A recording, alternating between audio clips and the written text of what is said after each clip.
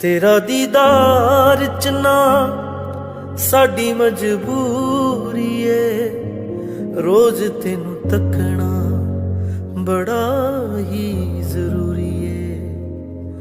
तू जे ना दिसे सानू चुम लईदा है तेरा दर, बीमारां नू शफा मिल जांदी है। तेरा दीदार च ना साडी मजबूरी है, रोज तेनू तकना बड़ा ही जरूरी है। प्यार नाल ना सही गुस्से नाल वेख लिया कर, बीमारां नू शफा मिल जांदी है, बीमारां नू शफा